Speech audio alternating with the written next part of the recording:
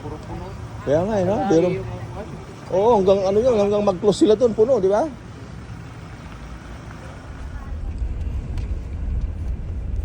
Biyahe ulit.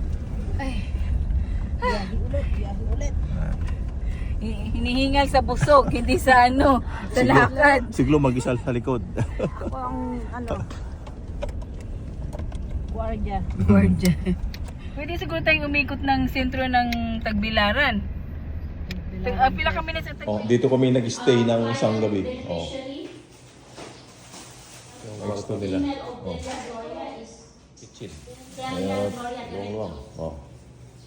Ayan. Dito kami nag-stay. Isang gabi.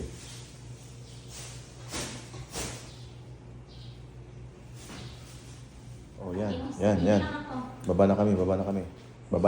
Alis na kami ulit. Sa, ano, ibang lugar. Oh. Yung mga ano pa, walang kalimutan. Yung ano pa yan? Tumahan ako kasi. Oh, yan. Kargado na naman kami. Ready na naman sa, ano, oh. Hindi tayo pala ako nagsusugot. Okay. Oh, yan. Lagyan mo rin para wala ka ng, ano. Itong bag ko dito kasi kailangan ko ng mga, ano, yung gamit-gamit. Okay. Ako hindi na ako magsasantak. Dating may team na eh. Okay. Next, ano naman? Destination, next stop. Saka na lang paglakad tayo ng ano. 2 weeks lang daw siya. Paano ba yung mauwi sa US? 2 weeks lang sila. 2 weeks? Ano ba yun? Sayang ng pamasahe. Siguro hindi na makakuha ng bakasyon na Wala ano. sa kanila. Kung may tubikan ano tong may sir. Ano ba yung may bridge Napoy na? Oh, sa oo.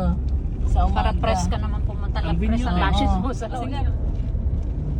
Dala kayo ng sombrero. Pamaypoy.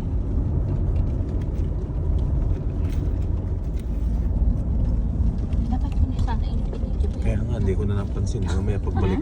Totoo, sumama ka tamang picture time tatlo. Hindi na para hindi ako mapagod.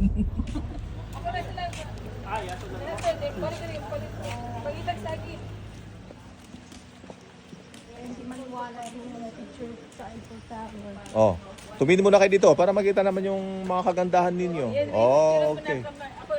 Okay. Oh, ready? 1, 2, 3. 1, 2, 3. Okay. Selfie mo.